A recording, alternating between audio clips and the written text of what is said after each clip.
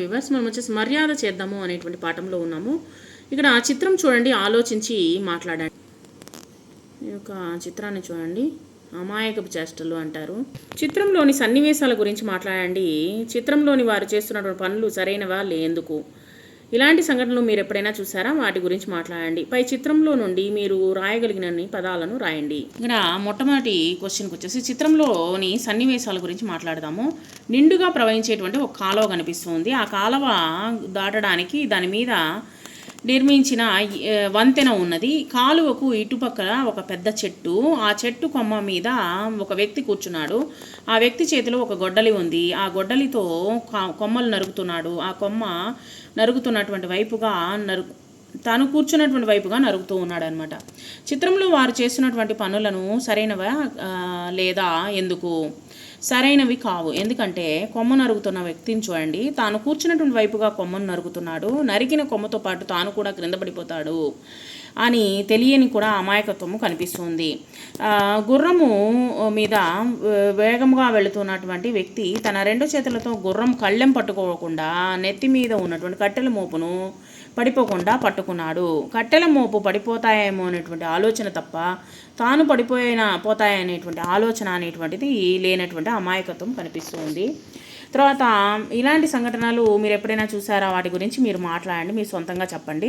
పిల్లలు పై చిత్రంలో ఉన్నటువంటి రాయగలిగినటువంటి పదాలు వచ్చేసి పెద్ద చెట్టు ఉంది, కొమ్మలు, కొమ్మ మీద ఒక వ్యక్తి, వంతెన, గుర్రము, కాలువ, గుర్రం మీద ఒక మనిషి, తర్వాత వచ్చేసి నెత్తి మీద కట్టెల మోపు.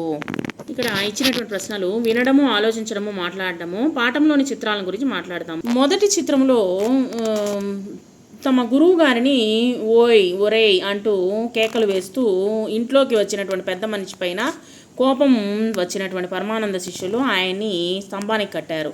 కొద్దిసేపటికి పరమానందయ్య గారు ఆయన భార్య ఇంటికి వచ్చి జరిగింది తెలుసుకొని తన మిత్రుడిని విడిపించి శిష్యు క్షమించమని వారు అమాయకులని ఆ పెద్ద మనిషికి కోరారనమాట. రెండవ చిత్రంలో పరమానందయ్య గారి ఇంటికి దొంగతనంకి వచ్చినటువంటి ముగ్గురు దొంగలు వారిని గౌరవించి మర్యాదలు చేస్తున్నారు పరమానందయ్య శిష్యులు. దొంగలను చక్కగా కూర్చోబెట్టి కుండలతో నీరు పోశారు. ఇద్దరు శిష్యులు అసలే చలికాలం అవడం వలన పోతూ ఉన్నారు దొంగలు.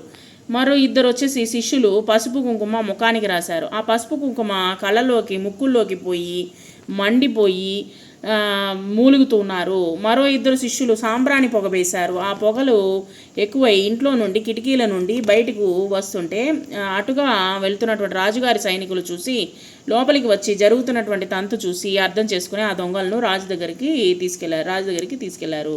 పాఠంలోని నీకు నచ్చినటువంటి సన్నివేశం గురించి మాట్లాడండి. పాఠంలో నాకు నచ్చినటువంటి సన్నివేశము, ఇంటికి వచ్చినటువంటి దొంగలను పెద్ద మనుషులుగా భావించి అర్ధరాత్రి వారికి చేసినటువంటి గౌరవాన్ని సన్నివేశము నాకు నచ్చింది.